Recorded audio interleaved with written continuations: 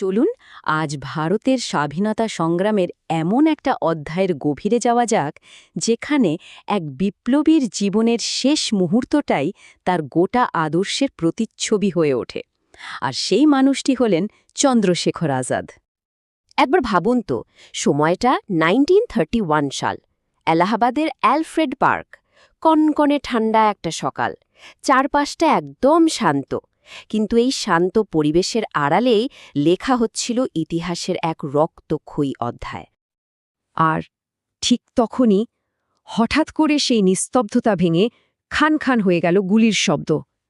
British police চারদিক থেকে গোটা পার্কটা ঘিরে ফেলেছে। বাতাসে বারুদের তীব্র গন্ধ। শুরু হয়ে গেছে একটা অসম লড়াই। আর এই লড়াইয়ের একেবারে কেন্দ্রে একা একজন বিপ্লবী। তার হাতে একটা পিস্তল, আর সেই পিস্তলে গুলি বাকি মাত্র একটা। ভাবা যায়, শুধু একটাই গুলি। তো প্রশ্নটা এখানেই ওঠে, তাই না? কেন তিনি আত্মসমর্পণ করলেন না? কেন নিজের জীবনের শেষগুলিটা নিজের দিকেই তাক করলেন? এই কেনর উত্তরটা আসলে লুকিয়ে আছে তার গোটা জীবনে, তার নামে, তার আদর্শে। তো চলুন একদম শুরু থেকে চেনার চেষ্টা করা যাক এই মানুষটাকে, কারণ তার নামের মধ্যেই লুকিয়ে আছে সব কিছুর আসল উত্তর। তার আসল নাম কিন্তু চন্দ্রশেখর তিওয়ারি। জন্ম ১৯০৬ সালের ২৩শে জুলাই। ছোটবেলা থেকেই রক্তে ছিল বিদ্রোহের আগুন। তাই তো মাত্র ১৫ বছর বয়সে গান্ধীজির অসহযোগ আন্দোলনে ঝাঁপিয়ে পড়েন, আর ধরাও পড়েন ব্রিটিশ পুলিশের হাতে। এরপর তাকে আদালতে তোলা হলো। বিচারক জিজ্ঞেস করলেন, নাম কি? ভাবুন তো, ১৫ বছরের একটা ছেলে নির্ভয়ে কি উত্তর দিচ্ছে। বলছে আজাদ, মানে স্বাধীনতা। ওই একটা শব্দেই যেন তার নতুন পরিচয় তৈরি হয়ে গেল। বিচারক তো অবাক, আবার জিজ্ঞেস করলেন, বাবার নাম? উত্তর এলো স্বতন্ত্রতা, মানে লিবার্টি। বুঝতেই পারছেন, প্রত্যেকটা উত্তর ছিল ব্রিটিশ শাসনের মুখে এক একটা চরের মতো। আর শেষে যখন তার ঠিকানা জানতে চাওয়া হলো, উত্তর এলো জেলখানা। ব্যাস, গোটা আদালত একেবারে চুপ। আর সেই দিন থেকেই চন্দ্রশেখর তিওয়ারি ইতিহাস হয়ে গেলেন। জন্ম নিলেন চন্দ্রশেখর আজাদ। কিন্তু অসহযোগ আন্দোলন যখন থেমে গেল, আজাদের পথটাও বদলে গেল। তিনি খুব ভালো করে বুঝতে পারছিলেন, শুধু অহিংসা দিয়ে এই ব্রিটিশদের তাড়ানো যাবে না। স্বাধীনতার জন্য দরকার সশস্ত্র বিপ্লব। আর এখান থেকেই শুরু হলো তার আসল লড়াই, এক বিপ্লবীর শপথ। তিনি যোগ দিলেন হিন্দুস্তান সোশ্যালিস্ট রিপাবলিকান অ্যাসোসিয়েশনে, মানে HSRA-তে। সেখানে তার সঙ্গী কারা? ভগৎ সিং, সুখদেব, রাজগুরু, সব কিংবদন্তীরা। আর আজাদ ছিলেন এই দলের অন্যতম প্রধান মস্তিষ্ক। সেই বিখ্যাত কাকরি ট্রেন ডাকাতি হোক বা ব্রিটিশ অস্ত্রাগারে হামলা, প্রায় সব বড় বড় অপারেশনের পেছনেই ছিলেন তিনি। স্বাভাবিকভাবেই ব্রিটিশদের কাছে তিনি হয়ে উঠেছিলেন এক জীবন্ত আতঙ্ক। কিন্তু তার একটা প্রতিজ্ঞা ছিল, একটা শপথ। তিনি সব সময় বলতেন, আমি আজাদ ছিলাম, আজাদ আছি, আজাদই থাকব। বেঁচে থাকতে কেউ আমাকে ধরতে পারবে না। তাকে ধরার জন্য ব্রিটিশ সরকার কত পুরস্কার ঘোষণা করেছিল জানেন? ৩০,০০০ টাকা।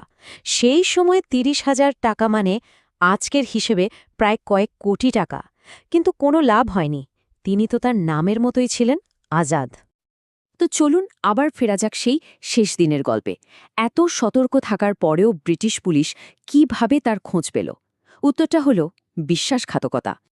দিনটা ছিল ১৯৩১ সালের ২৭শে ফেব্রুয়ারি। আজাদ আলফ্রেড পার্কে গিয়েছিলেন এক কমরেডের সঙ্গে দেখা করতে। তিনি ঘুণাক্ষরেও টের পাননি যে তারই এক পরিচিতজন বিশ্বাসঘাতকতা করেছে। খবরটা সোজা চলে যায় ব্রিটিশ পুলিশের কাছে, আর তারপর কয়েক মিনিটের মধ্যে পুলিশ এসে গোটা পার্ক ঘিরে ফেলে। পালানোর সব রাস্তা বন্ধ, একটা নিখুঁত ফাঁদ। আজাদ বুঝে গিয়েছিলেন তিনি আটকা পড়ে গেছেন, পালানোর কোনো রাস্তা আর খোলা নেই। কিন্তু আত্মসমর্পণ? না, ওটা তার অভিধানেই ছিল না। তাই শুরু হলো তার জীবনের শেষ অসম যুদ্ধ। একবার দৃশ্যটা কল্পনা করুন। একা একজন মানুষ লড়ছেন কয়েক ডজন সশস্ত্র পুলিশের বিরুদ্ধে। একটা গাছের আড়াল থেকে প্রায় আধ ঘণ্টা ধরে তিনি একাই লড়ে গেলেন। বেশ কয়েকজন পুলিশকে আহতও করলেন। কিন্তু একার পক্ষে আর কতক্ষণ? ধীরে ধীরে তার গুলি ফুরিয়ে এলো। শেষে পিস্তলে রইল শুধু একটা গুলি। এখন তার সামনে দুটো রাস্তা। এক, আত্মসমর্পণ করা, যার মানে ব্রিটিশদের অকথ্য অত্যাচার সহ্য করা, দলের সব গোপন খবর ফাঁস হয়ে যাওয়ার ঝুঁকি, সঙ্গীতের জীবন বিপদে ফেলা, আর সবথেকে বড় কথা, নিজের আজীবনের প্রতিজ্ঞাটা ভেঙে ফেলা। আর দ্বিতীয় রাস্তা, আত্মত্যাগ, নিজের আদর্শকে বাঁচানো, সঙ্গীতের বাঁচানো, আর আজাদ নামটার সম্মান রাখা।